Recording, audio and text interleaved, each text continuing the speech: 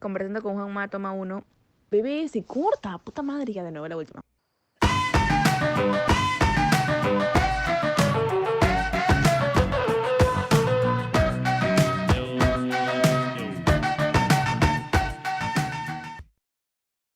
Y ahí está mejor, vamos, carajo. Se pelearon y entonces la mitad de la familia se separó, entonces hay un montón de primos segundos o terceros que no he llegado a conocer. Ah, ya. Pero, Ah, pero a él lo conocí porque todo el mundo me preguntaba, oye, ¿tú eres primo de Santiago Rey de Castro? Y yo le decía, yo sé que somos familia, pero no lo conozco. Y después la película de La Foquita, el 10 de la calle, ahí lo conociste. ahí lo conocí porque él trabajó como fotógrafo oficial del Claro. rodaje. Puta, Entonces ahí lo conocí y desde ahí, patazas. qué locazo porque, mira, yo justo casi trabajo en esa película. O sea, ¿De verdad? sí, pero como luminotécnico. Iba a trabajar, Pero chévere. Quique me llamó, pero yo en ese entonces tenía el tema, de que como estaba trabajando en un restaurante y me iban a ascender, dije, no, voy a lo seguro, porque iba a hacer Claro. plata todos los meses, ¿no? Y al final anularon la convocatoria porque no sé qué, hubo un problema de gerencia y me quedé sin ascenso y me quedé sin película. Uy, caramba, Sí, sin soga y sin cabra. sí, fue lo caso, pero buenazo. Oh, escuché que los Reyes de Castro son de Arequipa, algo así estoy escuchando en una Así entrevista es. que contaste. Todos los Rey de Castro vienen de un español Rey de Castro que se casó con una arequipeña, como en 1900, 1894, Y algo. creo que era. Lo tengo ahí en mi celular, Wow. por ahí, pero sí, una locura. Qué, lo, Lo qué, tengo. qué locazo. ¿Cómo, bueno, y entrando un poco más en el tema, sé que comenzaste haciendo comerciales en los 13 años, justo estaba escuchando una entrevista de que en tu colegio estaban repartiendo, una señora estaba repartiendo volantes y así fuiste a un casting y creo que así comenzaste a hacer comerciales, si no me equivoco. Sí, fue a los, me parece que casi al final de los 10 años, casi al final de los 10 años, que estábamos en la salida del colegio, donde todos los chibolos esperamos o a la movilidad o que nos recoja un familiar o quien sea, y una señora estaba repartiendo tarjetas y me vio a lo lejos y se acercó y me dio una tarjeta de una agencia que se llamaba Rostros. Y me dijo, toma, esto es para que hagas un casting para un comercial de televisión. Yo no tenía la menor idea de qué se trataba. Simplemente llegué a mi casa con la tarjeta y justo estaba mi hermana que ya había llegado del colegio. Ella es 5 años mayor que yo. Y le dije, mira, me entregaron esa tarjeta. Y me dijo, "Ah, es para que hagas un casting para un comercial de televisión". Entonces revisó la dirección y quedaba a 3 cuadras de mi casa en la misma calle. O sea, era como fácil de ir, ¿no? Y no estaban mis papás, y mi hermana también era menor de edad, pues, ¿no? Y me dijo, vamos antes de que llegue mi mamá, ¿no? Entonces, me llevó de la mano con ropa de colegio y unas casas antes de llegar a donde era la agencia, arrancó, pobrecitas, unas flores de un jardín del vecino y me dijo, cuando veas a la señora o a la señorita que te entregó la tarjeta, le entregas las flores y le dices que está muy bonita. Y yo, pero mi hermana, o sea, le dices eso. Entonces, yo que me moría de roche, me abre la puerta justo ella y yo, asustado, le entrego las flores y digo, señora, está muy bonita. Y bueno, hice mi primer casting y resultó justo en mi primer comercial. Y que además, y creo que esto no lo he dicho, fue mi primer beso también, ese primer comercial. Ay, Beso de casualidad. qué locazo. Y cómo así, bueno, como comenzaste con esto del comercial y todo, y cómo así te fuiste abriendo un poco más a querer ser actor? ¿Cómo fue así? Porque también tengo entendido que eres ingeniero industrial, que para mí es algo muy, muy locazo y justo hace unas semanas tuve una conversa con Mateo, que él también estudió ingeniería industrial, pero lo de él sí fue algo como que totalmente, él estudiaba y se dedicó a la comedia, pero lo tuyo es más que estudiaste ingeniería industrial, aún así ya sabiendo que querías ser actor. Sí. Cuando comencé a hacer, cuando hice ese primer comercial, en esa época las agencias de casting se pasaban la voz y se pasaban los contactos de los que hacían los comerciales para ellos, ¿no? Entonces me comenzaron a llamar más y en un momento comencé a hacer ya comerciales, ya no tanto de de extra que simplemente aparece tu cara, ¿no? O tu cuerpo, o lo que estés haciendo, sino ya con textos, ¿no? Y me acuerdo que una vez estaba caminando en Polvos Rosados y tenían los puestos pues tienen su televisor, ¿no? Claro. Y justo estaba buscando algo, y algo para el colegio, creo, y en el televisor aparece uno de mis comerciales en los que ya tenía bastante texto. Y me acuerdo que estaba con mi mamá, que vi el comercial y como no me reconocí tanto, no me reconocí, o sea, sí me reconocí físicamente, Claro, claro. pero no hablaba como yo hablaba, ¿no? Y ese fue el primer momento en el que me provocó averiguar sobre la actuación, porque me pareció súper interesante. Ahí comencé a entender lo que significa construir un personaje, Wow. ¿no? Y me pareció súper interesante dedicarte a algo en lo que puedes construir algo totalmente distinto a lo que eres tú y que la gente lo vea con verdad, se crea la historia y le remuevan emociones. Y me encantó, y además después dije, qué bacán estar en una profesión donde en una sola vida puedes vivir muchas vidas, ¿no? La vida de todos tus personajes. Porque cada vez que uno construye un personaje, literalmente te inventas toda su vida. O sea, no solamente es lo que ocurre desde la presentación del personaje hasta que acaba, sino en teoría lo que deberíamos hacer los actores siempre es imaginarnos cómo fue la niñez de ese personaje, cómo era su relación con sus papás, tenía o no tenía amigos, cómo son sus emociones, ha sufrido traumas o no ha sufrido traumas. Y toda esta investigación que se hace a la psicología del personaje y de toda su vida, permite interiorizarlo y después interpretarlo con naturalidad y con verdad, ¿no? Entonces es bravazo, ¿no? Cada vez que me preguntan, oye, ¿qué cosa es lo que más te gusta de ser actor? Y es que en una sola vida poder vivir varias vidas, ¿no? Y sentirlas como propias también. Totalmente, que ser diferente, pero es un tema del que me he estado preparando mucho y estoy informándome porque yo estudio cine y me gusta mucho el tema del guión, desde la construcción de los personajes, ¿no? O sea, siento que el tanto como que el que escribe el guión, construye el personaje, el que actúa, son dos perspectivas totalmente distintas o similares a la vez, ¿no? Y para mí es muy, muy bravazo lo que dices, ¿no? O sea, te imaginas su infancia, qué traumas pudo haber tenido, de acuerdo a cada personaje, ¿no? ¿Qué tanto o más o menos cómo es la preparación que tú tienes para llevar cierto tipo de personajes, ¿no? O sea, ¿cuál sientes que ha sido como el más complicado o con cuál te has sentido más identificado de la persona que eres, ¿no? Mira, yo creo que el trabajo del actor es como un trabajo de psicoanálisis. En realidad, cada vez que uno interpreta un personaje, todo el proceso de exploración que involucra lo que vas a construir para interpretarlo, involucra mucho mirarse a sí mismo y descubrir cosas que están dentro tuyo que normalmente no se muestran en tu día a día, ¿no? En la personalidad que tú muestras. Uh-huh. Todos los humanos, por lo menos desde mi perspectiva, tenemos a un malo y a un bueno dentro, y con bastantes particularidades, ¿no?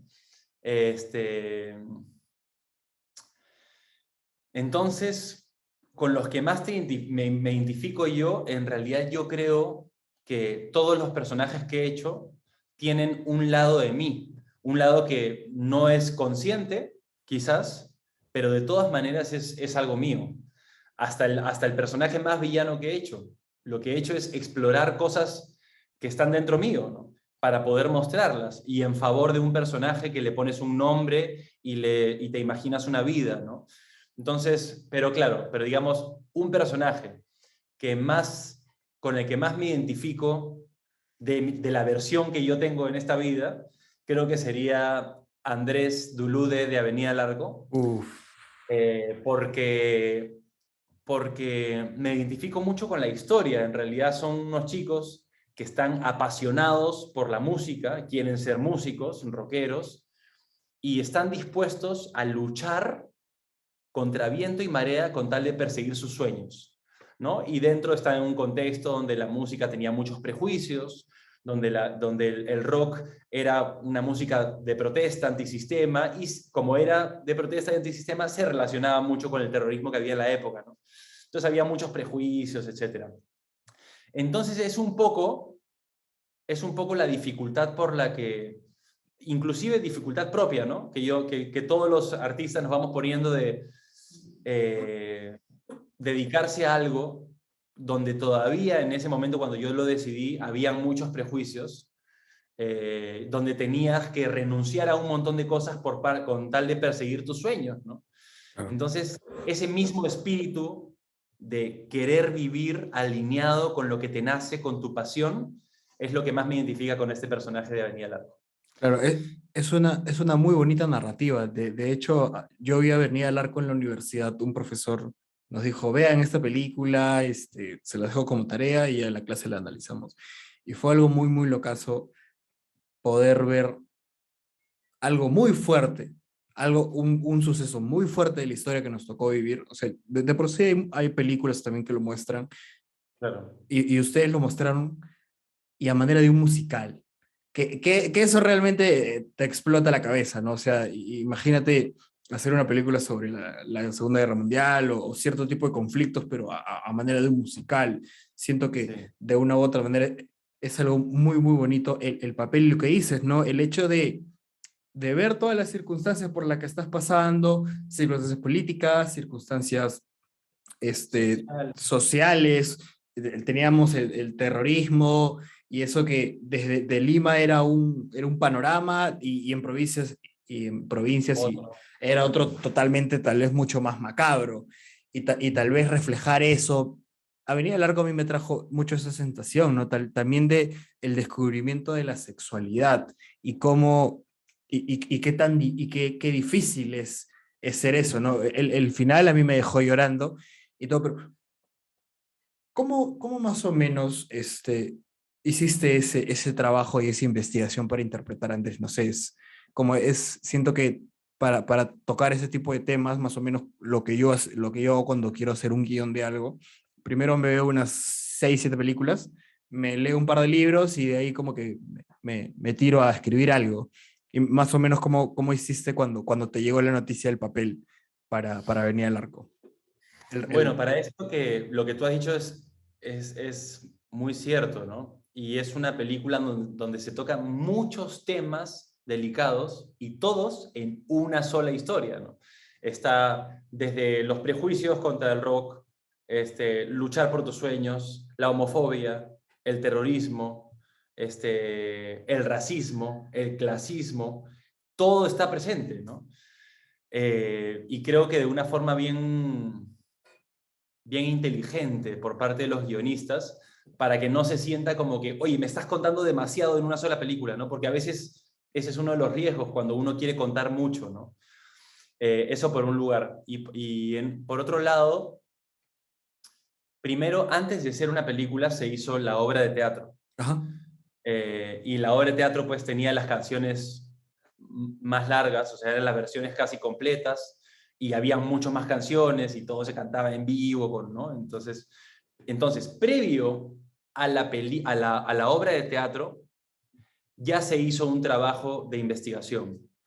Y previo a la película se hizo otro trabajo para reforzar el que ya se había hecho. En resumen, hubo que leer bastante de cómo estaba posicionado el terrorismo en esa época, cómo era la vida de los rockeros, qué circunstancias tenían que pasar para lograr tocar, seguir construyendo y mostrando su arte a pesar de los toques de quedas que habían en ese momento y que habían militares y que te podían matar y te podían desaparecer. De todas maneras hubo que involucrarse mucho más con la historia del rock en el Perú. Y algo que me gustó bastante, bueno, todo me gustó, ¿no? Pero dos cosas muy interesantes fue una, que tuvimos conversatorios donde estaban presentes muchos rockeros de esa época, que algunos siguen vigentes, que prefiero no decir los nombres porque no sé si ellos quisieran que Claro. se pongan, ¿no? Pero donde estaban todos así tus ídolos, ¿no? Y además dos historiadores Wow. donde su especialidad estaba muy relacionada con el contexto político y social que enfrentaba la película y la obra, ¿no? Entonces pudimos escuchar de primera mano todas las anécdotas y experiencias que todos estos rockeros tuvieron que vivir, más las interpretaciones de historiadores especialistas para entender todo el contexto. Y eso fue, creo, lo más nutritivo. Y después tuve un almuerzo donde estuve solamente, bueno, donde estuve con el director y con y con otro músico, y ya iba a decir el nombre, pero otro músico del cual era un buen referente para mi personaje.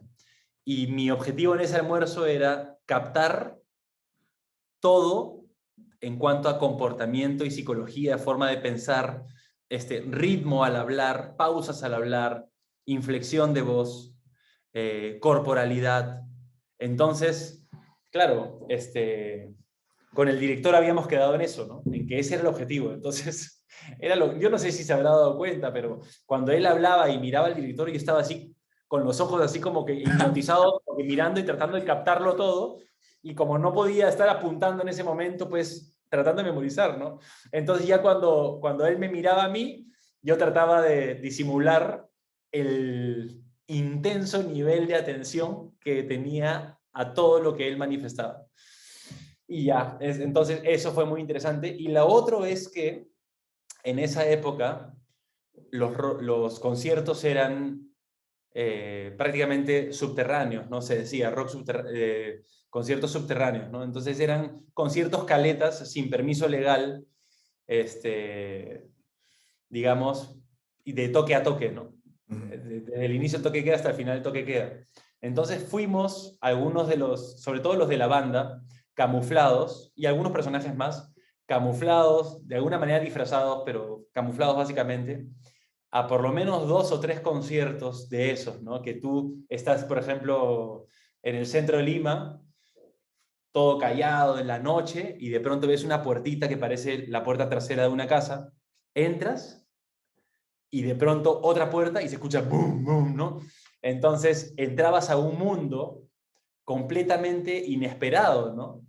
Que eran estos conciertos que a veces se daban en una sala comedor grande, sin ningún podio, simplemente ahí los músicos en la esquina, las chelas y todo el mundo escuchando lo que le apasiona, ¿no? El rock de protesta, en general, ¿no? Entonces, esas experiencias de ir a esos conciertos y de tener estos conversatorios con músicos y con historiadores, más el trabajo de campo que debe hacer cada uno y todo lo que te digo de imaginar la historia para interiorizarla, fue el proceso de Avenida al Arco.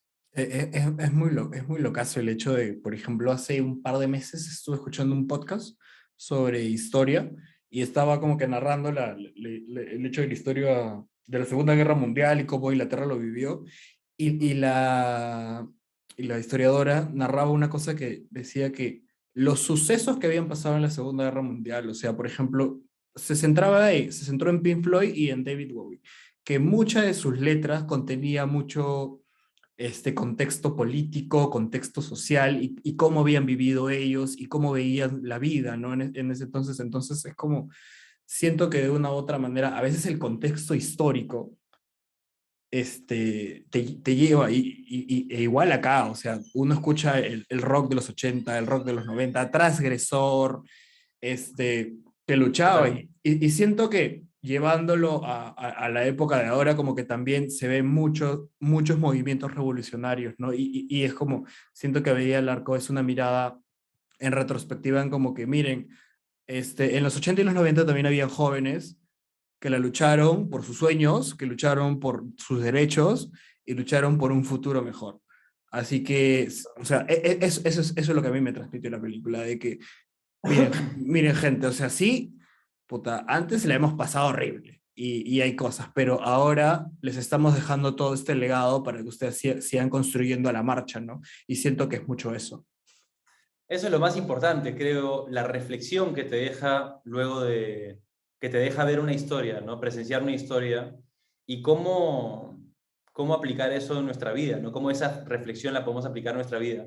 Y algo que mencionabas sobre cómo esta música reflejaba ese contexto histórico en la Segunda Guerra Mundial, yo creo que las expresiones de arte y de cultura en general a lo largo de la historia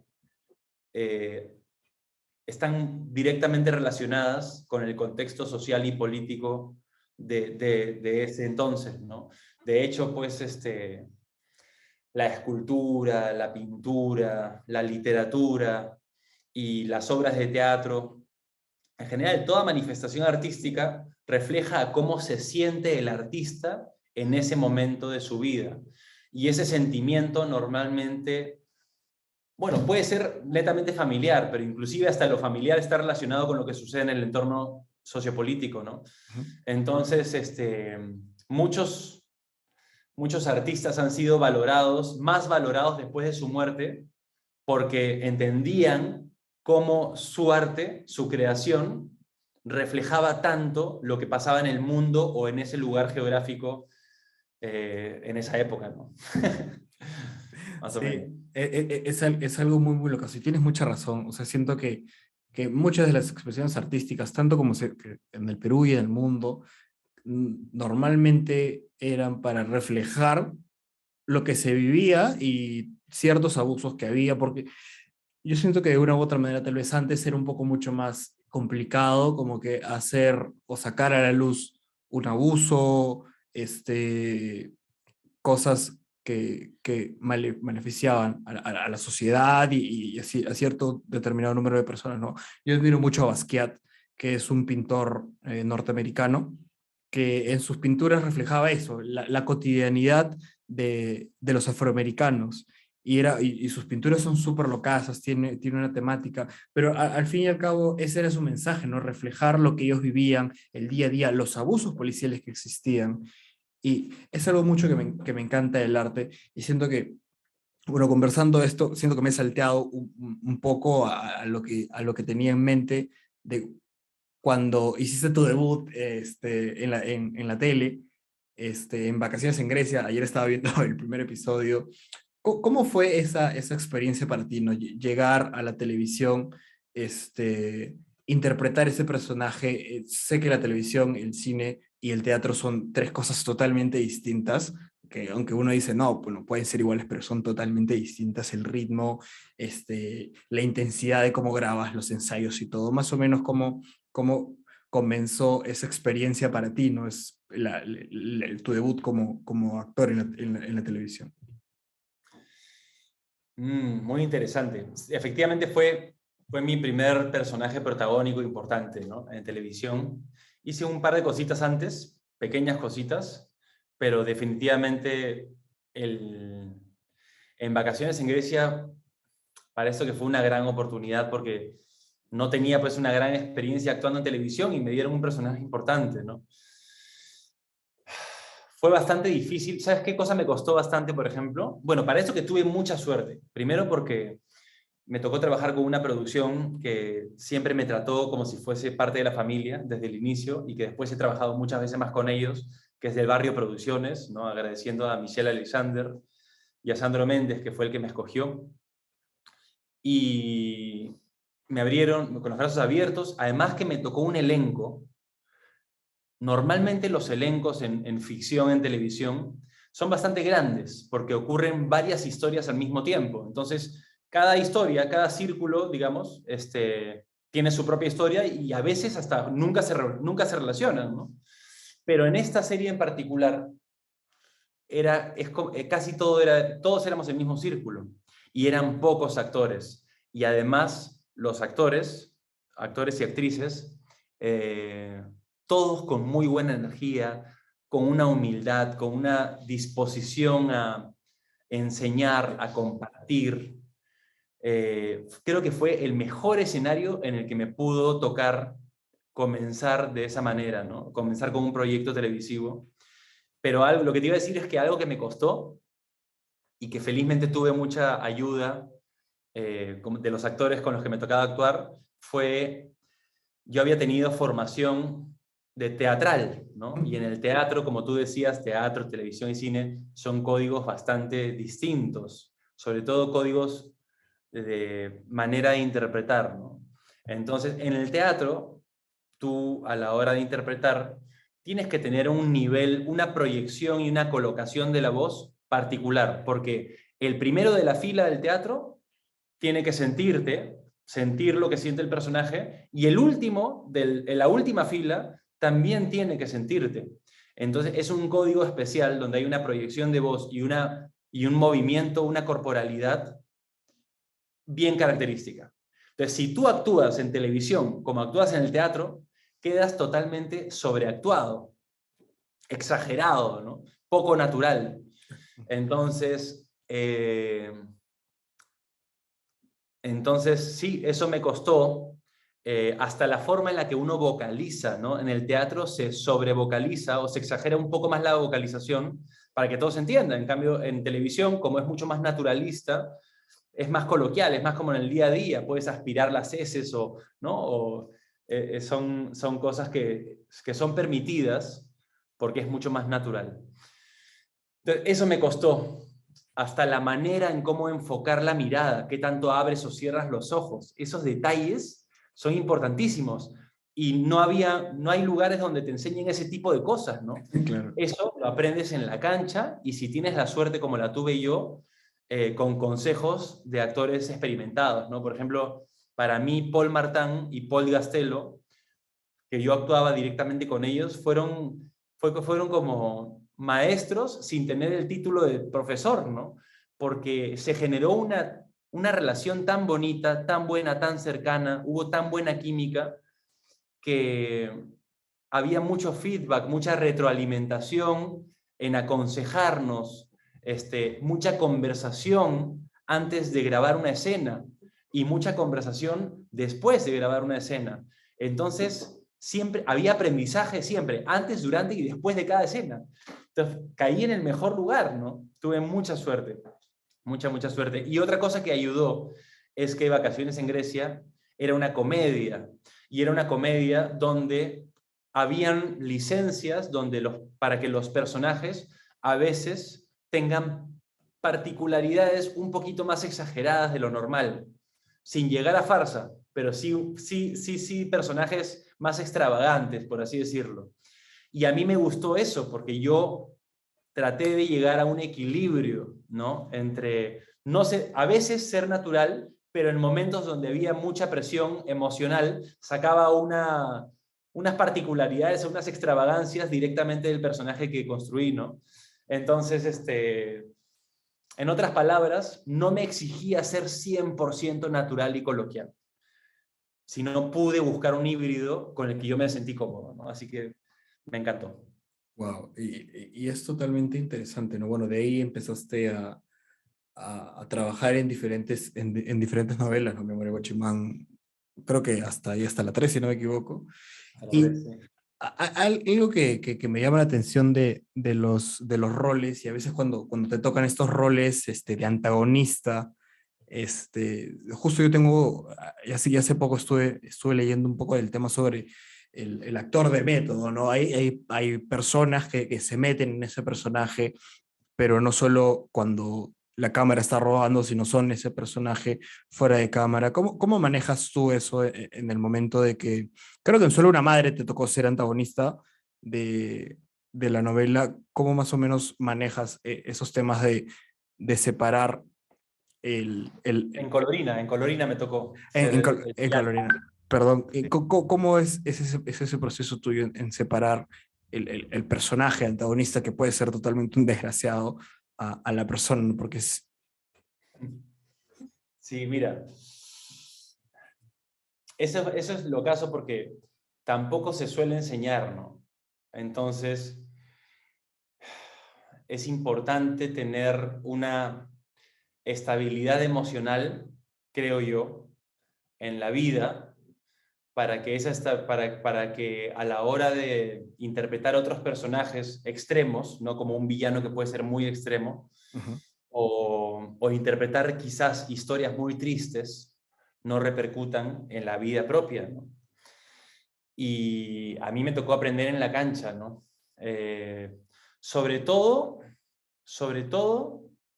en los personajes teatrales es donde más suele haber ese riesgo, ¿no? De que repercuta. ¿Por qué? Porque a diferencia de la televisión y del cine, o de la ficción audiovisual, mejor dicho, porque ahora hay plataformas, hay todo, ¿no?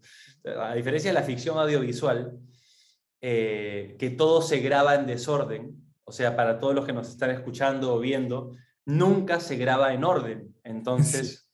Entonces uno tiene que ser bastante estudioso, disciplinado y responsable para saber, siempre que vas a grabar una escena, recordar qué pasó antes y qué va a pasar después, porque en función de eso también está directamente relacionado a la interpretación, ¿no? A la actuación.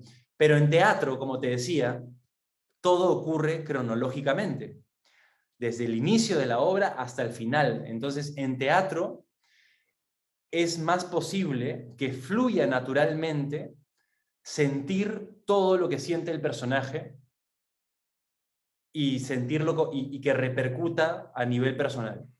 Y esto me pasó, por ejemplo, y ahí me di cuenta, ¿no? Me pasó en una obra de teatro que hice en el 2000, creo que fue el 2014, se llamaba El Día de la Luna, y que toda la obra, y además en este escenario en particular, toda la obra era una sola escena, sin intermedio. Y los personajes principales, una vez que entrábamos, que éramos 3 personajes en total, los personajes, una vez que entraban al escenario, no salen hasta el final de la obra. O sea, es un intercambio de emociones, textos y la historia cronológicamente sin salir de escena. Entonces, no hay cómo te puedas distraer entre escena y escena, eso que sales un ratito del Claro. escenario, te tienes que cambiar de vestuario y te refresca. Eso sin querer queriendo es como que te refresca energéticamente para seguir. En cambio ahí no habían pausas y la historia era muy triste. Mi personaje, te la resumo, ¿ya? Mi personaje se supone, antes de que comience la obra, es que está en un bus entre Lima y Huaraz, y el bus se malogra a la mitad, más o menos a la altura de Guarmey. Tiene 25 años mi personaje, en la madrugada se malogra el bus. Entonces, ve una especie de restaurante que estaba cerrado, y mientras llega otro bus para hacer el reembarque, decide tocar la puerta a ver si puede descansar adentro. Ahí comienza la obra. Entra mi personaje y me recibe la chica que atiende, y me van a acomodar un espacio. Y de pronto llega el dueño y es mi papá, que cuando yo tenía 8 años, se supone que se fue a hacer una gira como cantante y nunca más lo volvimos a ver. Entonces, el papá que me abandonó a los 8 años, me lo encuentro a los 25 años en un restaurante en Guarmey. Wow. Y así comienza la obra y está situada en 1995. Uf. Entonces, pasas por todas las emociones, desde un adulto que se hace el superado y trata de distanciarse emocionalmente del papá y hacer como que no le importa haberse encontrado con él, hasta encontrar el lado más vulnerable y el papá y el hijo que se demuestran amor incondicional, y después la obra termina con que mi personaje regresa 2 días después para ver nuevamente a su papá, y su papá se había vuelto a ir, Uf. se había ido nuevamente. Y ahí, en esa escena final, cuando se va nuevamente, tiene un pequeño monólogo del personaje, y ahí se acaba la obra. Entonces acaba muy triste. Wow. Y a las 2 o 3 semanas de la temporada, yo en ese momento todavía vivía con mis papás, me comenzaron a decir, me dijeron, oye, hace varios días que te notamos, ¿estás bien? Me decían, Juan Carlos, ¿estás bien? Te notamos distinto, ¿no? Y yo, sí, estoy bien, ¿no? Pero no, tu energía está distinta. Y después de una semana me lo volvieron a decir, pero no, Juan Carlos, para, te vemos triste, ¿no? Y me di cuenta que desde cuando yo regresaba al teatro, yo llegaba con la misma energía de el niño que Ah, había vuelto a ser abandonado. abandonado por su papá.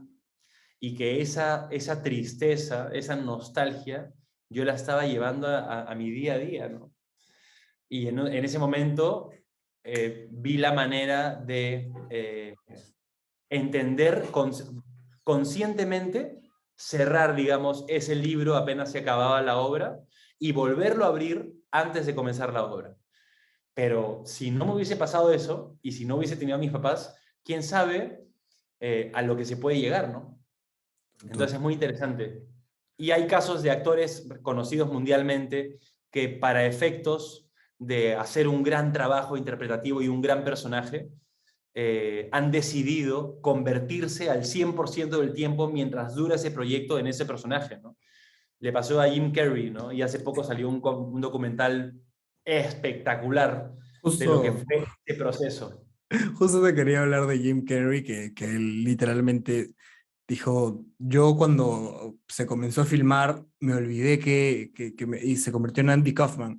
Entonces era como que llevaba las características del personaje, y también se cuenta que cuando los familiares de Andy Kaufman hablaban con Jim, sentían que era, entonces es como llevar un Era personaje. un choque emocional brutal, porque sentían que estaban hablando con su hijo, literal, a ese nivel de interpretación, sí, una locura. Y lo veo muy, muy alucinante porque qué tanta la preparación, igual me pasa con Joaquin Phoenix, con Christian Bale, que son Uf, como también, soy actores fanático de sus trabajos.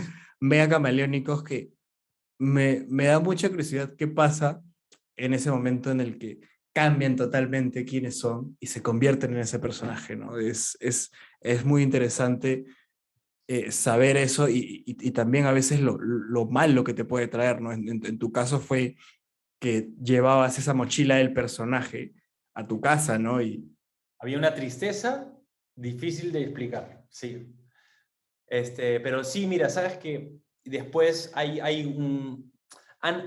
digamos, hubo bastantes debates a lo largo de las últimas décadas sobre cuál es el límite que debe ponerse un actor antes de interpretar un personaje emocionalmente exigente, ¿no?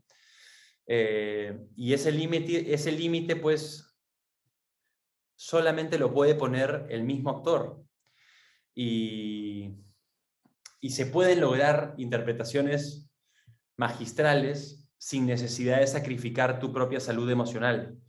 Pero lo más usual es que en algunos casos, algunos actores o actrices deciden convertirse, cueste lo que cueste, con tal de tener esa interpretación inspirada, ¿no?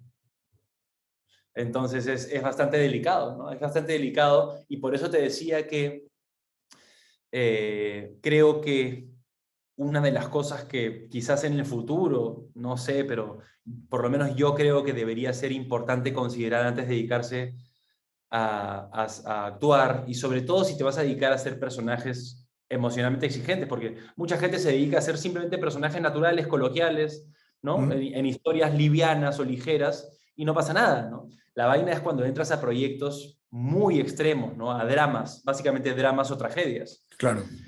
Este, yo creo que uno de los requisitos debería ser siempre, primero, buscar la propia salud emocional, ¿no? Un trabajo psicológico, un acompañamiento psicológico creo que debería ser importante. En general, para todos los humanos del planeta, creo que es importante, pero más aún en profesiones así, dedicándote a jugar con emociones, por así decirlo. Sí, yo creo que es muy importante, por ejemplo, a mí algo que me gusta mucho y es porque me gusta mucho la literatura norteamericana, más específico en la generación del beat, que son los 60, los 70, de donde sale Charles Bukowski y entre otros directores que normalmente, perdón, autores, que normalmente sus personajes tienden a ser miserables. Entonces yo siempre tengo eso de que leo algo y automáticamente lo estoy imaginando como si fuera una película o si esta persona existiera. Entonces digo, pucha, tal vez el tipo de cine o el tipo de cosas que yo quiero hacer sí es un poco complicado, ¿no? Interpretar ese tipo de personajes. Más o menos he escuchado también que quieres dirigir, o no sé si has empezado, o si has empezado a dirigir, más o menos cuál es el estilo que quisieras llevar, qué tipo de historias quisieras contar. a mí me interesa mucho, a mí me gustan o me atraen mucho las historias que dejan un mensaje potente, ¿no? Bueno, además me gusta mucho la comedia, porque yo en mi vida soy bastante... me encanta bromear, me gusta el sarcasmo, la ironía, ¿no? El doble sentido. Me gusta en general la comedia. Pero como director y también como actor, me gusta, me gusta ser parte de historias que dejen mensajes importantes, que dejen reflexiones importantes, como por ejemplo la de Daniel Arco, ¿no? Ajá. Como por ejemplo el discurso del rey que hice en teatro,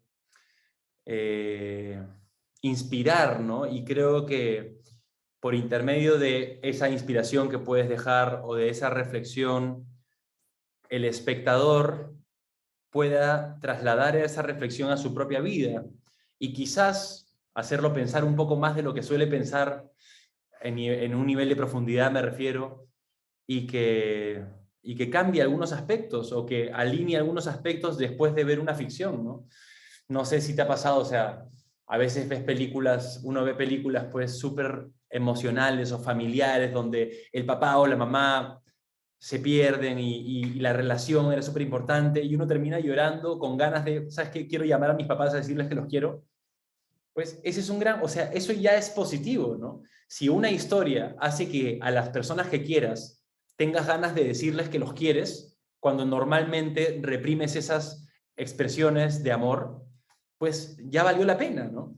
La comedia también, o sea, la vida hoy en día, y hace muchas décadas, pero en general la vida, según el sistema en el que está planteado la humanidad, es bastante difícil, es bastante estresante. Este, muchos, muchos viven para trabajar en vez de trabajar para vivir, ¿no? Entonces Uf. la comedia es súper beneficiosa en ese sentido. ¿Cuánta gente me ha escrito después de ver Al fondo hay sitio, por ejemplo, o después de ver Vacaciones en Grecia, o alguna u otra comedia? Oye, ¿sabes qué? Llego a mi casa después de haber tenido un día durísimo, terrible, que me pasó esto con mi jefe, que me peleé con tal persona, que discutí con tal persona, y yo llego y de pronto me olvido de todo lo malo que me pasó y me río y disfruto y mi vibración energética cambia y se vuelve chévere, ¿no? Entonces ahí te das cuenta, oye, la comedia también es importante, quizás no deja reflexiones profundas a nivel de la humanidad, pero es capaz de sacarte de un estado negativo y dejarte en un estado de vibración positiva, ¿no? Entonces, eh, lo que buscaría como director y que sigo buscando como actor es que la repercusión de la historia tenga un nivel de trascendencia en el espectador. Creo que esa es la mejor forma de explicarlo. Y hablando de la comedia, bueno, y del cine en general, siento que ha sido la industria que ha salvado a casi todo el, bueno, no salvado en un aspecto, sí, de hacerlo, pero siento que ha sido de mucha ayuda para la gente en pandemia, porque estabas en tu casa y no podías salir por un par de meses, entonces es como mucha gente ha empezado a consumir películas, a consumir series, a consumir comedia, y siento que de una u otra manera tener este factor hablando netamente de la comedia, que es como de puta, puedes tener un mal día o no la puedes estar pasando bien y tal vez ves una comedia de un personaje que puede ser como tú, que no la pasa bien y todo, pero te hace reír, al final lo ves que sale adelante, que lucha por sus sueños, que le va mal, pero el pata persevera, y de una manera muy cómica. Yo siento que hacer eso puede llegar a empatizar con la persona, sacarlo de ese estadio y decir, puta, vamos para adelante, vamos con todo, ¿no? Y con el hecho de contar historias que cambien, ¿no? Siento que el cine por muchos años, y hasta ahora lo sigue siendo, tiene parte de esa función, ¿no? Es como lo comentábamos al comienzo, o sea, todas las artes, de una u otra manera, directa o indirectamente, siempre tienen cierto que ver con la política o con lo social o con lo cultural. Me gusta mucho, Exactamente. a mí me gusta mucho ver cine independiente, aunque a veces suene un poco pesado para mí, por las historias densas, pero se aprende de todas maneras, ¿no? ¿Cómo más o menos ves la industria del cine independiente acá en el Perú? Cuesta arriba, ¿no? Lo que pasa es que conforme van pasando las décadas, muchas industrias cada vez priorizan más la rentabilidad, o sea, qué tan comercial es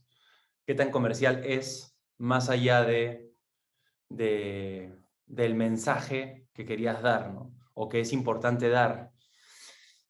Entonces, como cada vez, y ahora con redes sociales, y que hay seguidores, y que existe todo este mundo extraño, nuevo para todos, eh, cada vez es más importante para la industria como el cine ser rentable.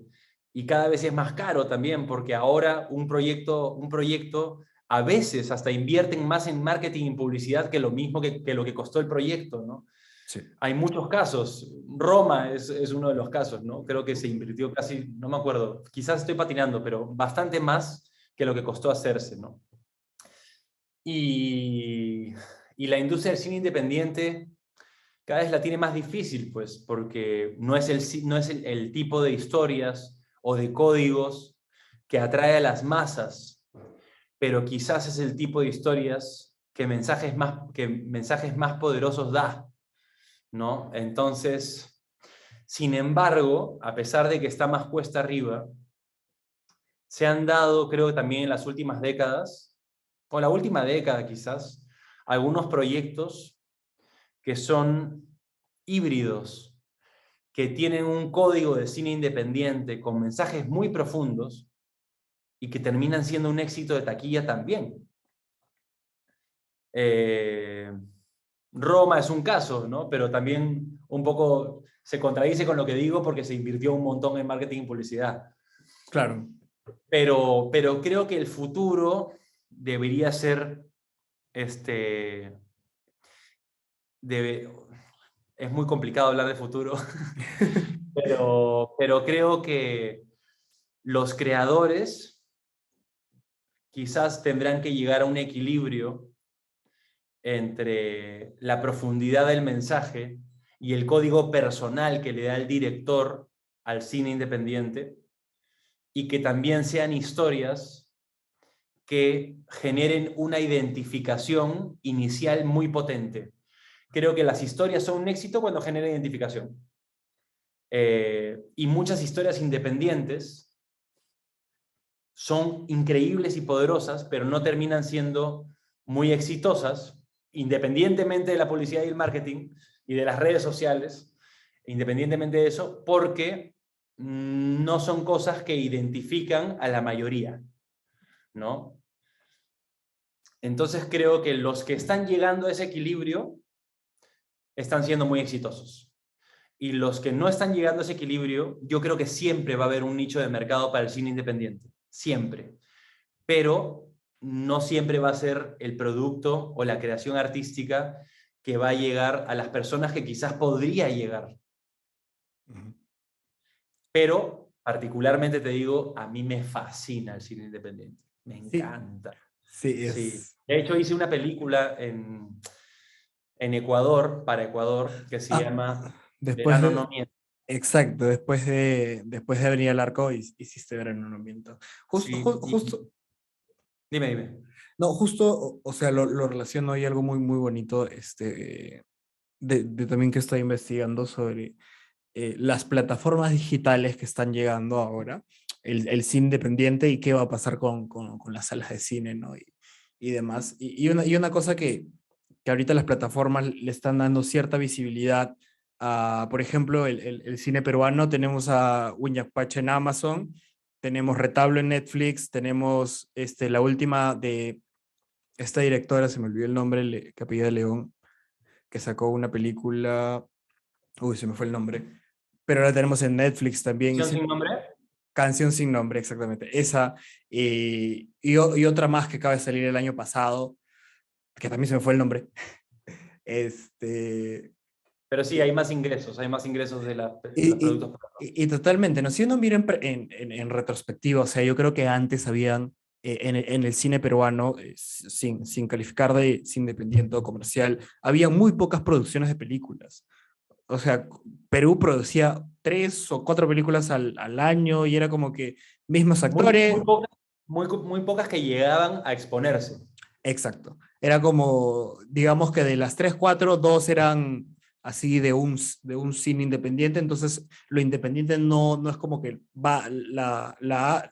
terminas de filmarla, lo editas y lo mandas a las salas. Es como pasa por un proceso de festivales, que el proceso a veces demora hasta 2 años, porque quieren ganar premios, esto que lo otro. Entonces es un proceso, ¿no? Una película que la puedes grabar en el 2014, la puedes estar viendo en el 2016 y ya pierde un poco el hilo de tal vez las cosas que estaban pasando y lo que sentían, ¿no? Entonces siento que es muy, muy importante también que gracias al cine comercial que se ha visto en el Perú, yo siento que Tondero ha levantado mucho los cimientos en que la gente vaya a consumir cine peruano, Totalmente. netamente Sí. peruano. Y es como de una u otra manera, y ahí va mucho la inteligencia de estas productoras pequeñas, independientes, para también tú como que trabajar de la mano, ¿no? Bueno, oye, dame una mano, trabajemos juntos y llevemos más gente al cine y sigamos produciendo. Ahora último, 2 directores a los que quiero entrevistar acaban de sacar una película, una que es autoerótica y la otra que es larga distancia, es cine independiente que está en salas. Sí. Autorético creo que va a estar en marzo, pero larga distancia ya está en salas. Ya la gente está empezando a ver, y que poco a poco, ¿no? Tal vez hoy es una, mañana son 3 4 y así la industria del cine va creciendo, ¿no? Pero siento que también hay que darle esa importancia a lo nuestro, ¿no? Y estas historias que se cuentan, que tienen un mensaje. Siento que Avenida del Arco tiene eso, es como, tú la puedes disfrutar, o sea, yo siento que tú la puedes disfrutar sin tal vez Es un buen ejemplo. Sí, sí, sí. tú la puedes ver, pasarla bien y irte a tu casa y no pensar en algo social, cultural, como que también puedes verla y pensar en todo ello. Siento que Sí. está en el perfecto balance, ¿no? Y que sigamos produciendo ese cine. Ese es como el híbrido que te decía, ¿no? Y creo que eso es importante. Es importante. Y creo que no está mal buscar balances o equilibrios, porque a lo largo de la historia el mundo cambia y va a seguir cambiando. Y hay dos opciones. O te adaptas o te quedas obsoleto y desapareces. Y así ha sucedido, por más que a mí no me guste, así ha sido a lo largo de la historia. Entonces, conforme van apareciendo tantas cosas, tantos diferentes nuevos productos, plataformas, etcétera, tenemos que ver la forma de adaptarnos sin traicionar nuestra esencia y el impulso que nos motiva a crear. Entonces, ese equilibrio se puede llegar y hay que estar dispuesto, ¿no? Hay que estar dispuesto.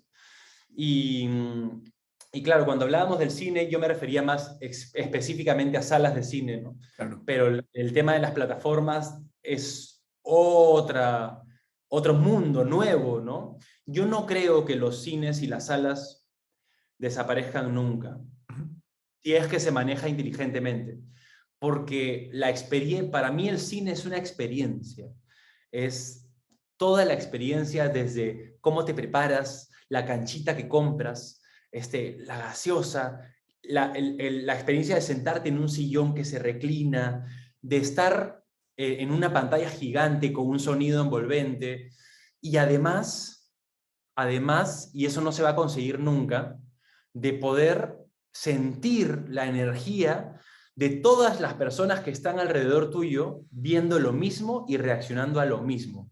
Y esto último que te he dicho es la magia del teatro, que es en vivo y que puedes percibir del público, de tu público, la energía en el momento en el que está sucediendo, las reacciones, los pequeños soniditos o los suspiros profundos cuando algo triste sucede, ¿no? Eso mismo sucede en el cine, pero claro, los actores no lo escuchan, pero entre los espectadores nos escuchamos y nos sentimos. Y eso nunca lo va a poder cambiar estar en tu casa con una pantalla gigante viendo una película. Claro, o verlo de tu laptop, del celular.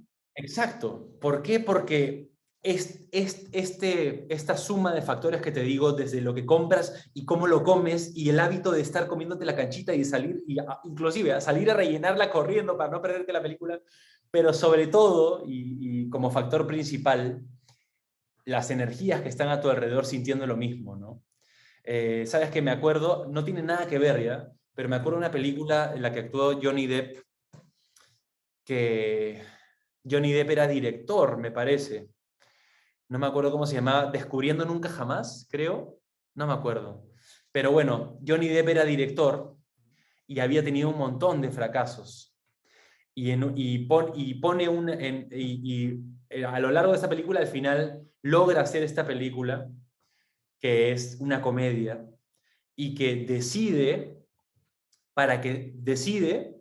llamar a niños de la calle, sin casa, y invitarlos gratis al cine y ubicarlos estratégicamente, bien distribuidos, así como que en cada fila 3 separaditos y después 2 juntos y varios así, a lo largo de toda la sala.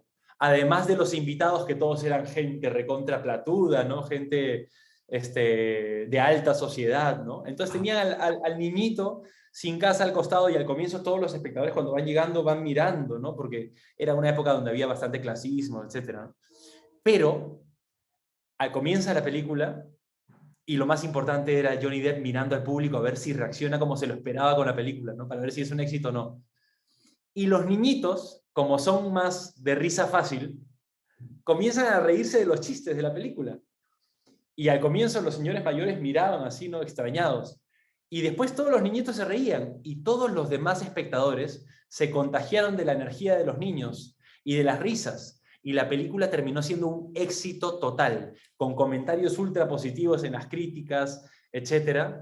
Y fue por este fenómeno que te digo, ¿no? El contagio de la energía, que todos están viendo el mismo producto y sintiendo y reaccionando al mismo tiempo. Y lo relaciono, por ejemplo, yo o sea, es como hace 2 años creo que me fui a ver Avengers, en fin, no, la última de Avengers al cine, y era como, sí, era la primera vez que iba a un premiere, así un estreno. Fui y todo, y en la escena de Tony Stark, yo sentí una vibra, en toda la sala sentí una vibra triste. Miraba a mi costado, la chica estaba llorando, miraba al otro, los chicos estaban sorprendidos, y era como, yo fui más que todo porque dije, bueno, ya quiero verla, y me gusta Marvel, no soy tan pegado a esas historias, pero ver que esa película causó esa sensación, dije, wow, el poder que tiene, ¿no? Y la vibra se siente así. Siento que esa es una de las magias del cine, ¿no? O sea, cuando vas a una sala, estás con otras personas, de repente lo que tú estás sintiendo, o empatizar con la escena, la persona que está a tu costado o la que está atrás sienten lo mismo. Es algo, es Totalmente. algo, es algo muy, muy hermoso. Algo que me encanta del teatro es ese hecho que contabas, ¿no? El hecho de que, así como te escucha la primera persona, que la que está en primera fila, te escucha el detrás, ¿no? Siento que el teatro es muy vivo. Es del cine, de la televisión, y el teatro siento que es una de las que más me gusta por el tipo de actuación, ¿no? Así que por ahí comentabas que podría ser sobreactuado y todo, pero siento que es algo muy mágico, ¿no? O sea, lo tienes acá al actor, sin micrófono, sin nada. Claro, ojo, en teatro no es sobreactuado, ¿no? No, Porque es el obvio. código, es como, claro. Pero sí, o sea, sí te entiendo. O sea, para esto, lo que has dicho al final es súper interesante. Y me gustaría comentar lo que yo pienso, que no lo he pensado antes, pero se me ocurre ahorita. ¿Por qué lo que en televisión es sobreactuado, en teatro no es sobreactuado?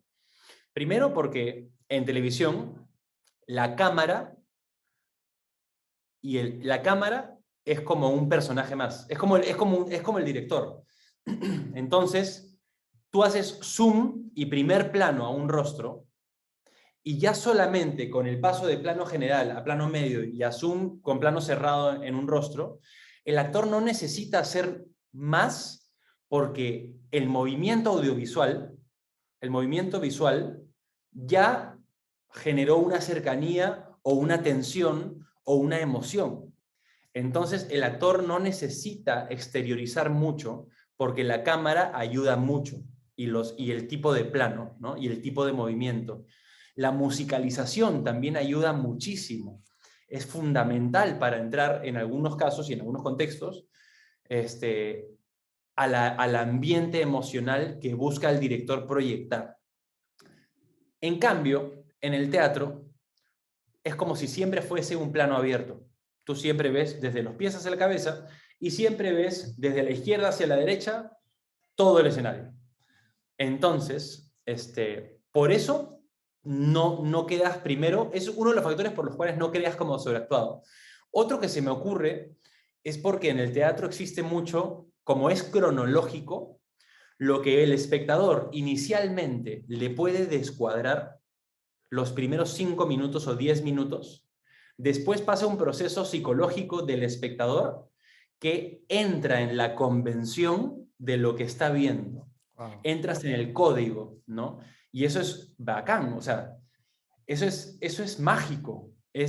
Tú miras mucho algo y de pronto automáticamente te acostumbras a verlo, por más que puede ser una farsa, te acostumbras a verlo y ya comienzas a dejar de fijarte en la forma, sino entras más en el fondo, Total. ¿no? En lo que quiere contar la historia. Eso es lo mágico del teatro. Y lo otro que te iba a decir, que está muy relacionado a lo que decías sobre estar ahí viendo al actor que está interpretando, y también lo del público, es que en teatro mucha gente me dice, oye, ¿no te aburres de hacer 3 meses de temporada la misma obra todos los días? Y la respuesta es difícil de explicar, pero una función nunca es igual a la otra. Siempre ocurren cosas distintas. Y cuando realmente buscas interiorizar el personaje y fluir con lo que el personaje quiera manifestar, que suena súper abstracto, pero como son 3 meses, esos 3 meses cada vez vas conociendo más al personaje y cada vez van fluyendo cosas nuevas, movimientos o gestos que tú no has planificado como actor y que surgen. Se llama teóricamente pequeños momentos de inspiración, ¿no? En el que nunca dejas de descubrir el personaje. Y lo otro es que, hablando de tema energético, que yo creo mucho en la energía, y perdóname por hablar tanto, pero como me emociona y me apasiona el tema, hablo mucho, ¿no? No, dale, me Es encanta. que la energía del público repercute directamente en la energía del elenco. Entonces, por ejemplo, algo que sucede mucho en teatro, normalmente, el público de los domingos suele ser un público más mayor, más adulto mayor.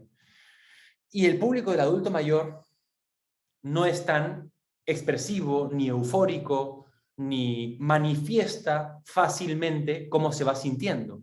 Entonces es un público más callado, ¿no? Inclusive en las comedias, pueden estar disfrutándolo un montón, pero no se ríen necesariamente a viva voz o con tanta euforia, ¿no? Entonces, cuando te toca públicos más así, más introspectivos, más que llevan todo lo que van sintiendo por dentro, esa energía se siente en el actor. Y suelen ser funciones más emocionales, Wow. más pausadas. Inclusive las funciones de los domingos suelen durar un poquito más. Es el mismo texto, pero los actores, como están bajo esa quietud, ese silencio, sin querer queriendo entran en esa atmósfera y la interpretación es más pausada, la reacción es más reflexiva, hay más proceso, ¿no? Por el contrario, el público de jueves y viernes suele ser público más juvenil. No juvenil de jóvenes menores de edad, sino más jóvenes en general, ¿no?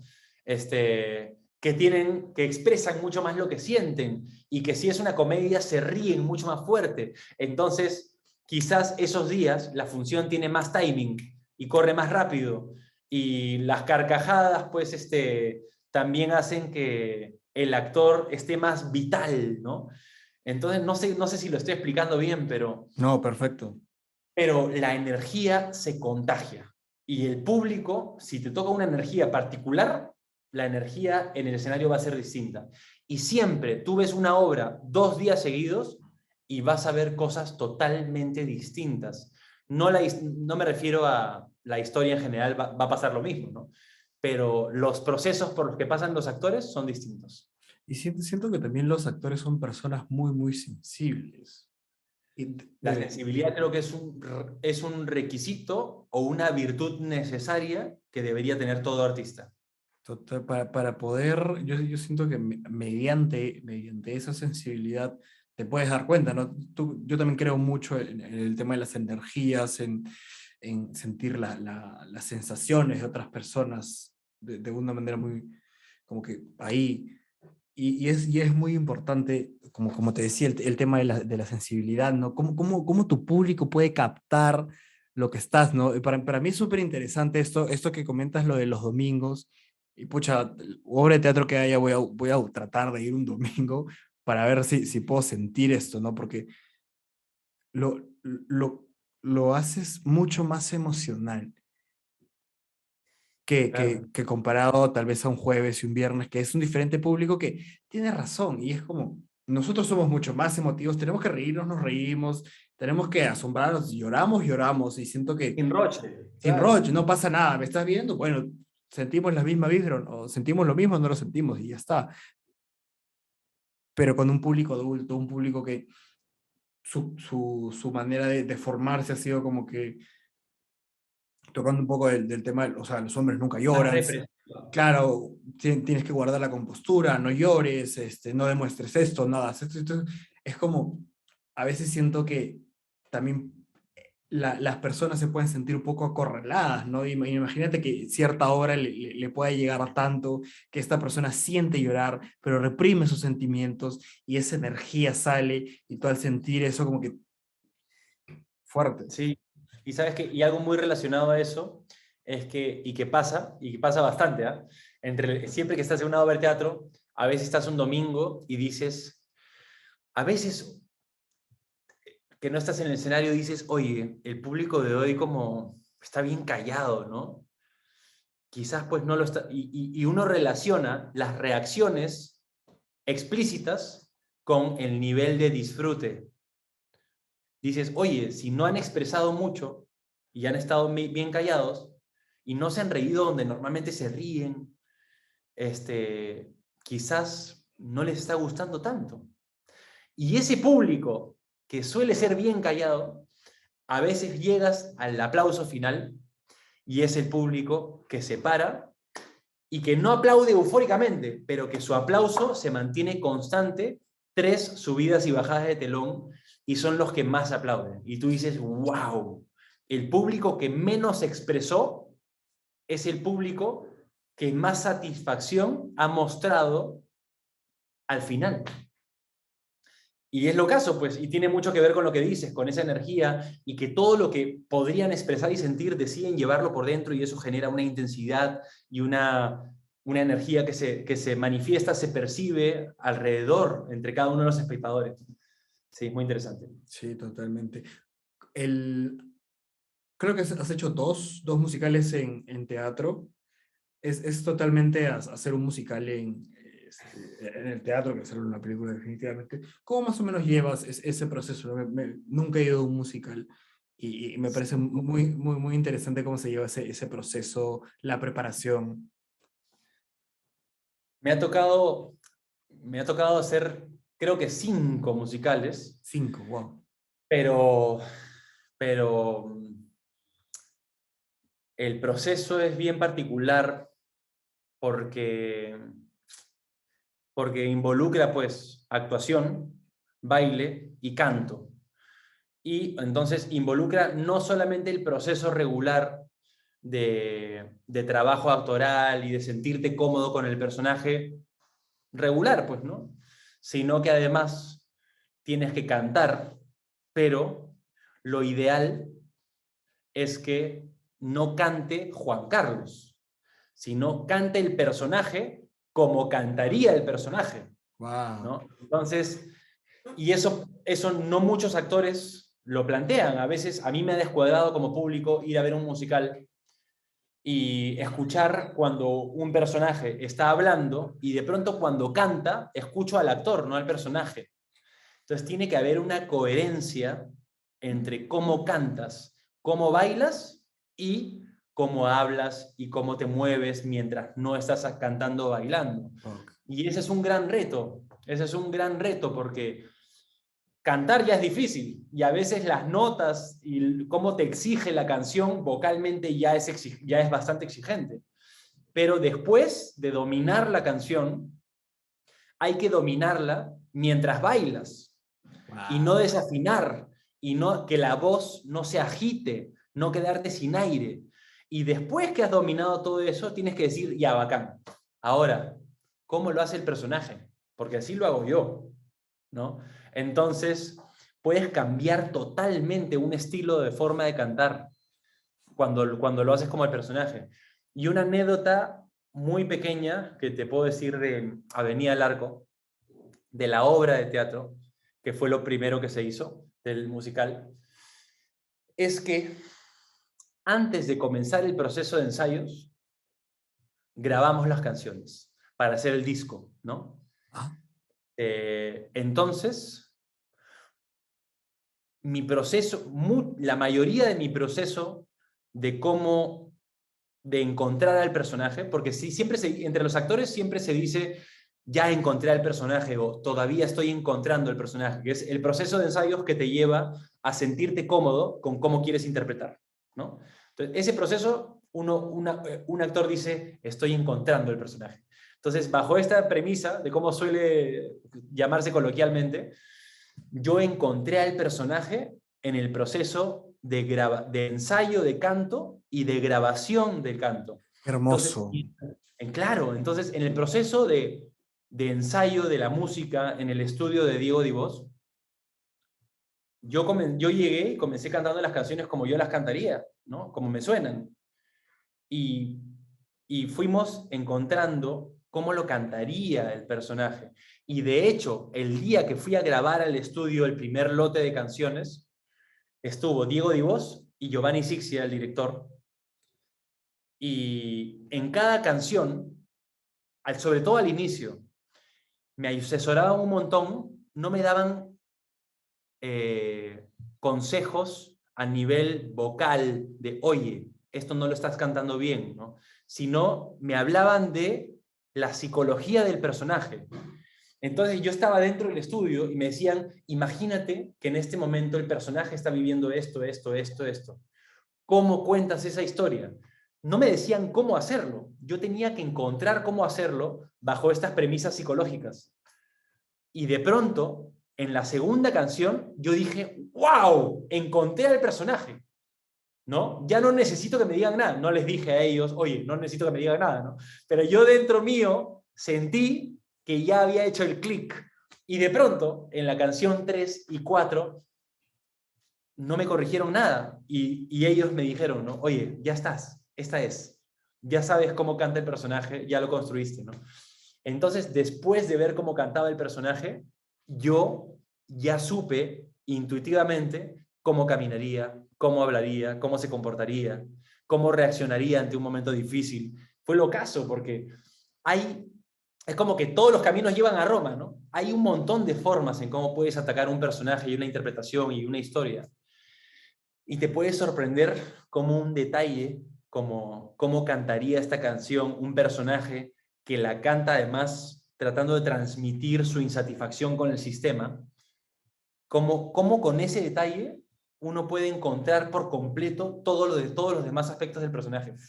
Es lo caso. Me acabas Y de... eso es apasionante, ¿no?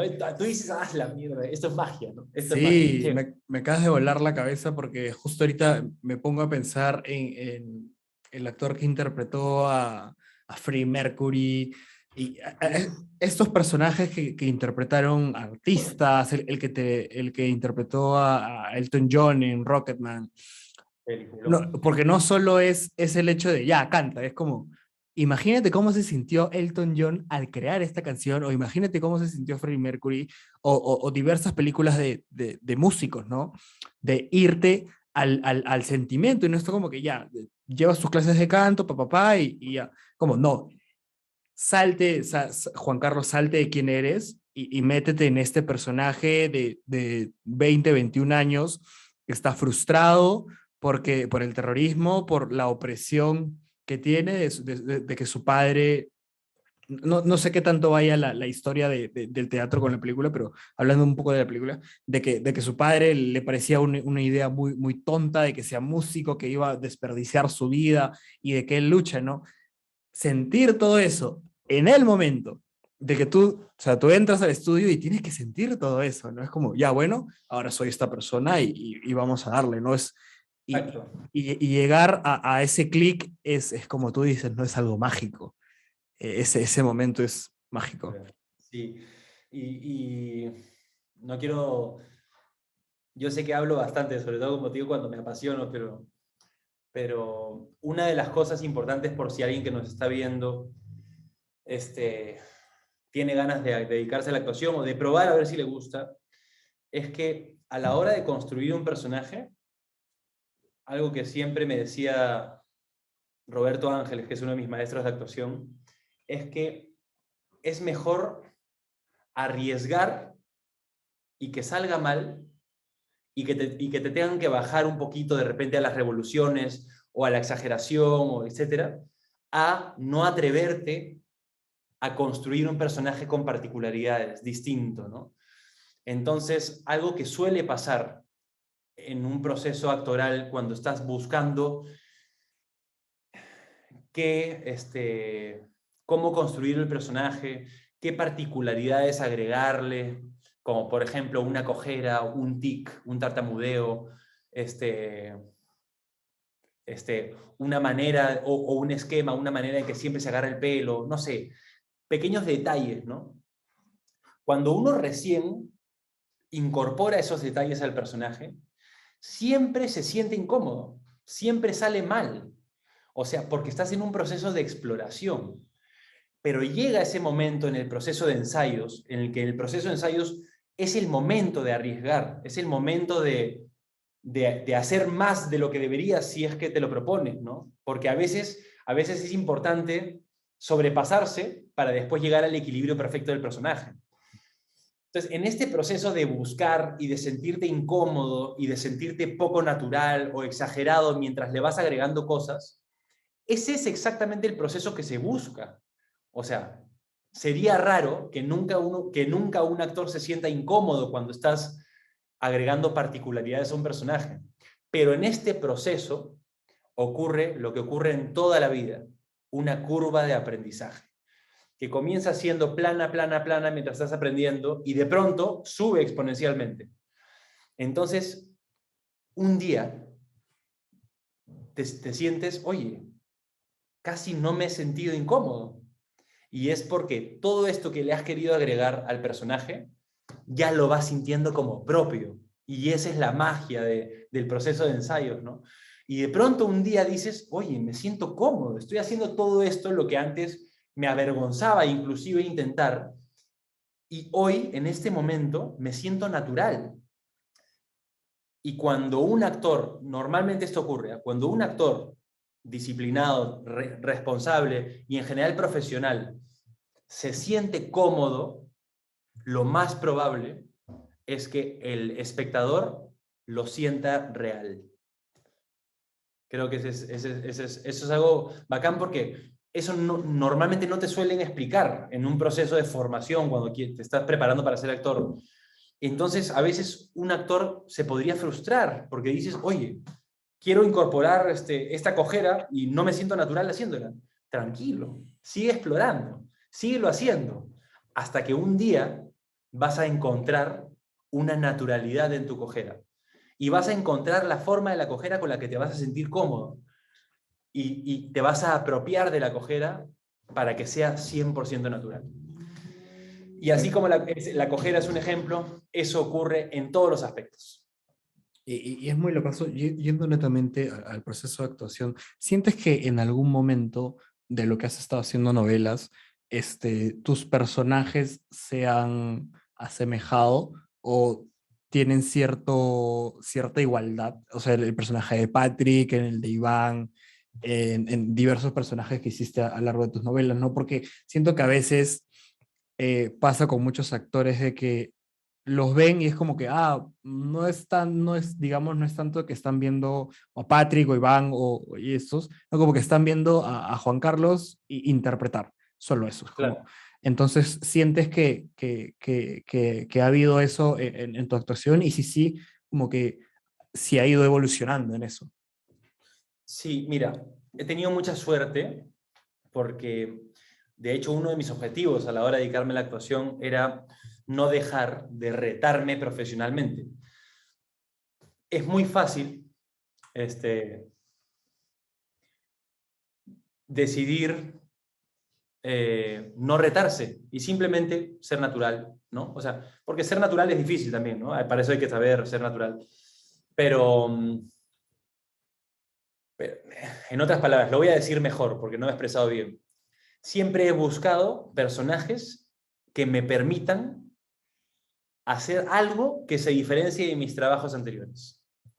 Entonces, por ejemplo, ¿no? En Vacaciones en Grecia, era un joven prácticamente escolar o recién acabando la etapa escolar, súper inocente, con plata, pero no se identificaba con la pituquería que sentía su mamá, sino le gustaba ser chévere, ¿no? Era una persona que le gustaba adaptarse, inmadura, un joven inmaduro, pero con muy buen corazón, ¿no? Y con espíritu, con un espíritu bastante vital, ¿no?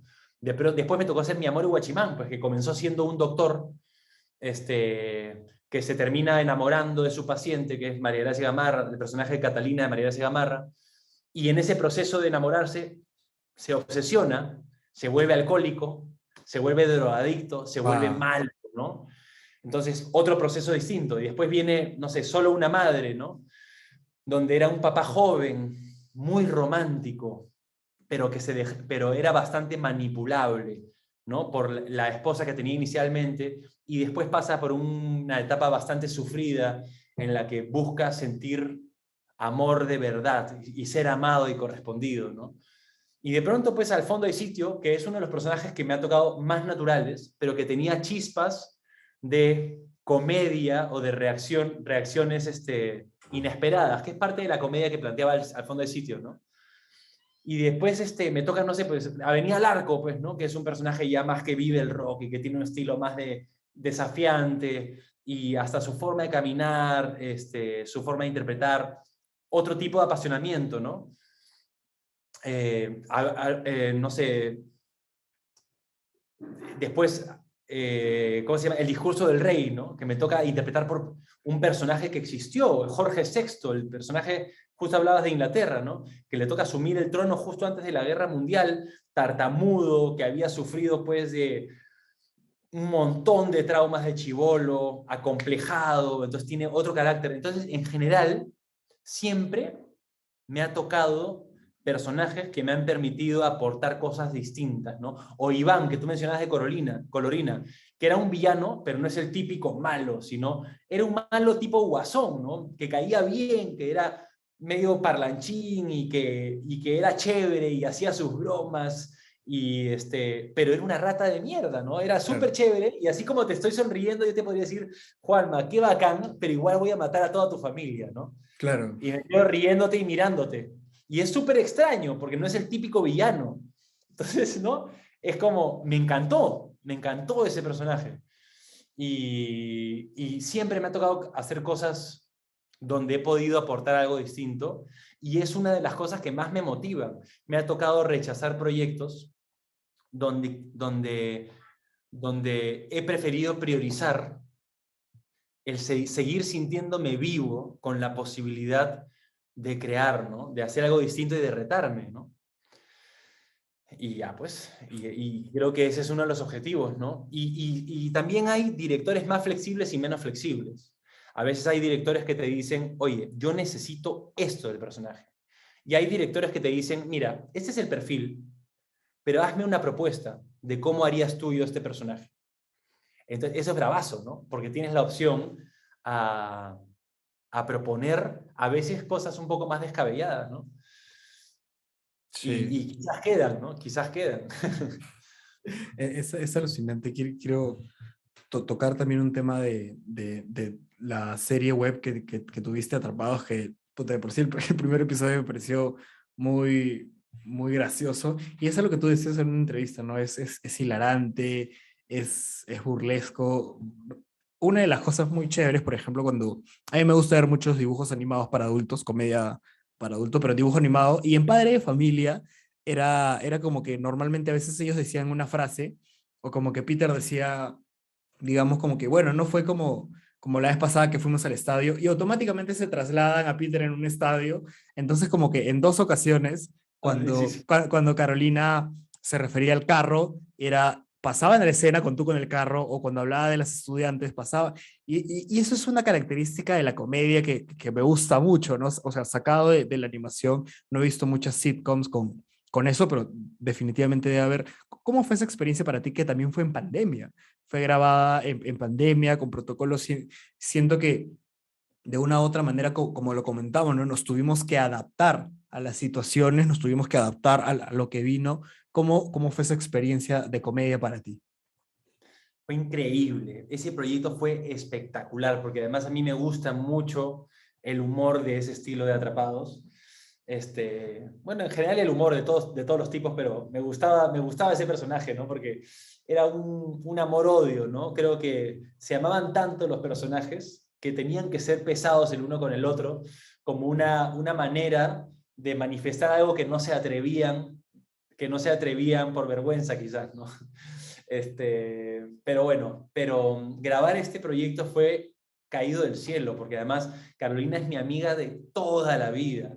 Como hemos comenzado prácticamente al mismo tiempo, muy, muy chibolos. Eh, de hecho, nos hicimos amigos cuando yo tenía 13 años, me parece. Y después ya hemos podido trabajar 2 oportunidades juntos, pero somos muy amigos, entonces cuando eres muy pata, es muy fácil entrar en química. Hay una cosa que me voy a salir un poco de la pregunta, pero que es importante decir. Dale. Cuando se hace cualquier proyecto, sea de teatro, de cine, de televisión, uno pasa así por una curva de aprendizaje, así como hay una curva de aprendizaje, también por un proceso de sentirte cómodo con los actores con los que estás. Mientras más cómodo te sientes, mientras más confianza hay, más fácil es sentirte cómodo actuando también. Entonces, en mi caso con Carolina, como éramos tan patas y los dos somos bien bromistas, fue muy fácil entrar en el código del tipo de relación que quería el director y el escritor, ¿no? El guionista. Y grabar, bueno, tuvieron que seguirse muchos protocolos rigurosos para corroborar que nadie esté contagiado con pruebas moleculares todas las semanas. Así, cuando todo el mundo decía, uy, me hicieron mi primera prueba, yo decía, a mí ya me van haciendo como 30, ¿no? Claro.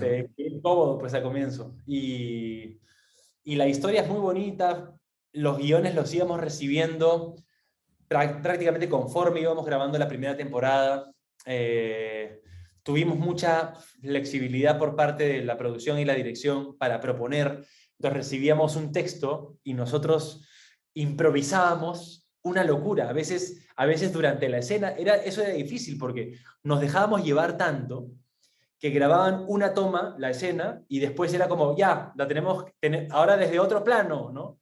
Y nosotros era como, bueno, pero ¿cómo decimos de nuevo todo lo que acabamos de decir? ¡Wow! ¿No? Porque habíamos improvisado tanto en una escena que teníamos que acordarnos para la siguiente para que sea fácil de editar, ¿no? Claro. Bueno, pero lo lográbamos finalmente, pero era súper anecdótico. Y después acabó la primera temporada y fue un éxito en YouTube. Tuvo el primer capítulo, creo, más de 500.000 de reproducciones, y eso es rarísimo para una ficción en YouTube. La gente lo abrazó muy bien, y también en un contexto en el que la pandemia nos agarró de improviso a todos, ¿no? Y ha causado muchos problemas en relaciones de amistades, familiares, de pareja, laborales, por todo el estrés emocional que esto ha traído a nuestras vidas, ¿no? Entonces, esta historia ha generado mucha identificación, primero porque comienza con la pandemia y todo lo que esto ocasiona, lo difícil que es la convivencia 24 horas al día de un momento a otro. Segundo, porque es en tono de comedia. Y tercero, pues porque estaba gratis a disposición de todo el público y era una comedia ligera de una duración de entre 9 y 15 minutos, así que es fácil de ver. Y gracias al cariño de las personas y que lo acogieron tan bien, pudimos hacer una segunda temporada en el 2021, ¿no? Así que para mí fue un regalo del cielo porque fue una oportunidad para seguir actuando en algo que me apasiona cuando se había paralizado todo y lo poco que se estaba haciendo era muy pequeño, con muchos cuidados. Entonces, haber tenido la oportunidad de seguir actuando a pesar de estar en un contexto tan difícil, también fue un desahogo emocional para mí, ¿no? Porque mientras estás en ese ambiente es como estar en una pequeña burbuja donde, donde te olvidas que el COVID nos ha golpeado tanto, ¿no? Claro. Y de pronto ya regresas y el fin de semana nos volvimos a juntar y regresábamos, pero sí, fue positivo en todo sentido de la palabra. Muy bonito. Y yo siento que fue algo de una manera importante porque acá le estábamos pasando mal, ¿no? Y que logren sacar una serie web que, como dices, ¿no? Está al alcance de todo público y lo puede ver a la hora que se le dé la gana. Que siento que eso es lo bueno de las plataformas. Puedes ver cualquier contenido a la hora que se te dé la gana. Y tienes razón, es muy raro ver ficción en YouTube. Es muy, muy raro. O sea, Entonces, hay películas, por ahí hay clips de series y todo, pero normalmente la gente consume otras cosas en YouTube. Yo diría películas, series en Vimeo, pero que tenga una aceptación y que siento que muchos de las personas que veían esta serie era como, lo estabas viviendo ahí, o sea, digamos un grupo de adolescentes que lo estaban viviendo, digamos que sus papás estaban en plan de divorcio y el señor vive en otro lado y les habrá tocado convivir por un par de meses, o por ejemplo, a algo que cuando yo vivía en Lima, nosotros somos 15 en la casa, y era como, los 15 solo se ven en reuniones familiares. De ahí como, claro, hola, ¿qué tal? Chao, cada uno está en sus cosas. Y hace entonces tu sí, vida. la pandemia nos hizo reunirnos, estar, es que como conocimos partes del otro que tal vez hubo más unión y esto, ¿no? Y siento que ese lado que ustedes reflejen eso y que sea una comedia ¿no? Y te mates de risa y lo disfrutes, es algo muy, muy bonito, ¿no? Porque también tenías el otro lado, como decías, ¿no?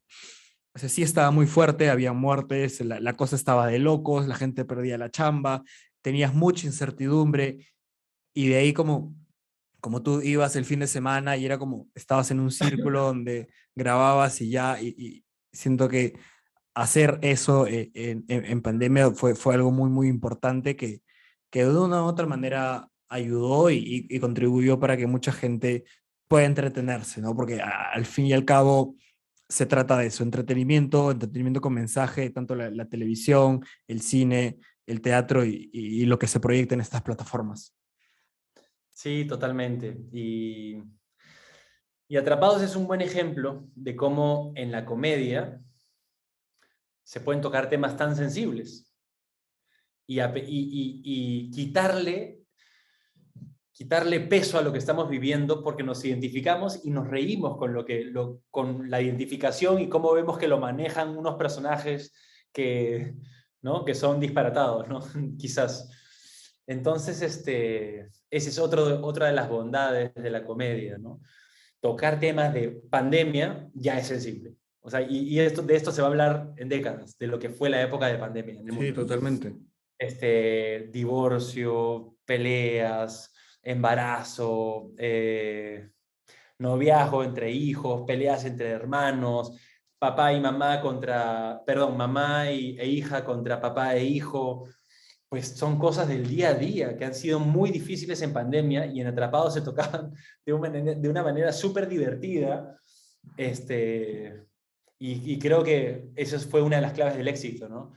La identificación que generaba, porque todos nos veíamos en esa historia, todos, de alguna manera, pero te matabas de risa mientras lo veías. Así que quizás después de ver Atrapados, estabas un poco menos estresado para vivirlo tú ahora, ¿no? Entonces, hay muchas maneras en que la ficción colabora en nuestra vida y con la humanidad. Y es algo, y siempre lo voy a decir y voy a apostar por ello, es algo muy hermoso de que lo que ves muchas veces se asemeja con lo que vives y tomártelo de la mejor manera, o sea, puede ser un personaje ficticio, pero se puede acercar mucho a tu realidad y que digas, Totalmente. bueno, la cosa va a estar bien y tal vez gente que no sabe qué hacer en ciertos momentos, no por así dejarte llevar por una película, pero más o menos entender cómo es la situación, ¿no? Mencionabas el tema de lo psicológico, ¿no? Yo siento que la pandemia hizo que se hable. Yo he tenido muchos amigos que subían historias a Instagram y que decían, miren, me siento mal, desde hace mucho tiempo estoy yendo al psicólogo, esto que lo otro. Había mucho apoyo moral, y mucha unión. O sea, no nos habremos podido ver presencialmente, pero siento que en el mundo cibernético, en lo virtual, en lo de las redes, siempre hemos estado ahí conectados, ¿no? También el teatro que se hacía por Zoom. El teatro por Zoom, que al comienzo mucha gente estaba un poco escéptica, ¿no? Y muchos actores, directores, productores más tradicionales decían, pero esto no es teatro, ¿no? Pero no importa, era una excusa para los que sentimos ese impulso por crear, seguir creando, porque el mundo del arte es un mundo como el mundo de la medicina, ¿no? Donde la pasión es el mayor impulso. Eh, y, y cuando no tienes la oportunidad de crear, que es tu mayor pasión y tu mayor impulso, la vida se ve más difícil, se siente más difícil. Y efectivamente no es teatro, es un mecanismo nuevo que se descubrió por la pandemia. Ficción virtual en vivo. Eh, digamos, se le llamaba teatro virtual porque fue la forma más fácil de ponerle nombre, ¿no? Pero lo importante es que se descubrió un nuevo espacio que quizás, si es bien manejado, va a seguir a lo largo del tiempo en paralelo al teatro y que es para públicos distintos quizás, ¿no? Y que son con duraciones distintas, con mecanismos distintos y que traerá retos distintos. También exige otro nivel de creatividad para volver atractivo audiovisualmente algo que normalmente era atractivo para un escenario. Entonces, tiene sus retos, ¿no? Y creo que hay bastantes formas de verlo y creo que siempre en la vida, sea lo que sea, donde estemos y en el contexto en que estemos, hay que tratar de sacar lo más positivo de las dificultades que se nos presentan. Y además también creo que los momentos de dolor o de sufrimiento o los momentos difíciles en general son nuestros mejores maestros y los que terminan sacando nuestra mejor versión si lo manejamos bien. Ir aprendiendo, qué hermoso lo que acabas de decir, ir aprendiendo constantemente de ello, ¿no? Siento que ahora somos mucho más conscientes de lo que está pasando alrededor y de lo malo, y ser conscientes de ello y avanzar y ser mejores personas, hacer mejor el mundo, entender también sobre las nuevas tecnologías que hay ahora, ¿no? Y básicamente tuvimos que adaptarnos académicamente, laboralmente, porque ahora creo que nos hemos dado cuenta que el home office funciona para, digamos, emprendimientos pequeños, empresas pequeñas que, digamos, a fin de mes era un gran gaste de plata pagar una oficina y darte cuenta Totalmente. que el home office te ha quitado un peso encima y de que, por ejemplo, justo hablábamos con mi familia el tema de la educación, ¿no? O sea, de una u otra manera, el tema de la educación en Perú, o sea, así en lo presencial, siempre ha sido un tema muy polémico, un tema que no se sabía llevar bien, como que esto y el otro, pero de otra manera, por ejemplo, yo no vivo en la ciudad de Arequipa, vivo a una hora, entonces el hecho de, yo estoy estudiando inglés ahorita, entonces el hecho para mí de ir todos los días y gastar pasaje, como que, Y el tiempo. y Tiempo. el tiempo son 2 horas más el tráfico que me demora y todo, y ahora tengo este beneficio virtual. Ya depende de mí aprender y mejorar, pero siento que mucha gente Exactamente. que la ha tenido complicada, por ejemplo, una amiga me comentaba de los cursos talleres de teatro o de actuación. Ella, que ella estaba en Arequipa, empezó a llevar talleres de Lima, y era porque lo tenías virtual y podías aprender Y era Cosas que no hubiese sido posible antes. totalmente. Entonces, Viajar para llevar un taller, más el costo de vida, más alquilar un lugar para vivir, imposible.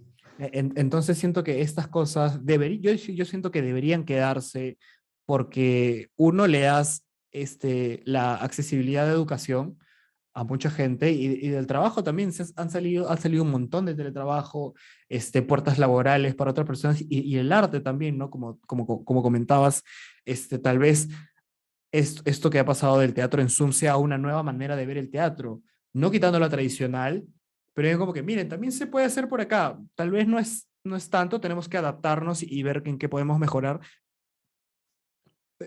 perdón, pero es una entrada que tenemos.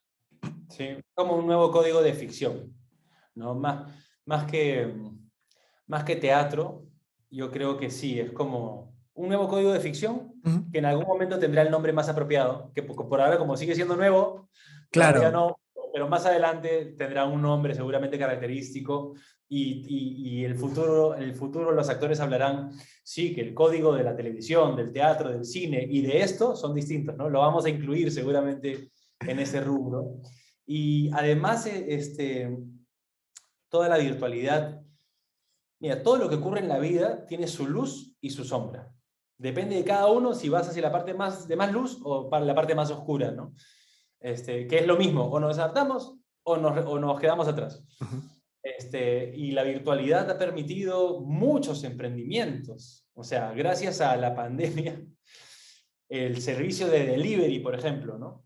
En todos los, no solo de comida, de centros comerciales, de tiendas de conveniencia, de muebles, de todo el sistema logístico, la enseñanza virtual, las nuevas dark kitchen que le llaman, que son estas solamente cocinas y que solo atienden por delivery, no tienen local presencial.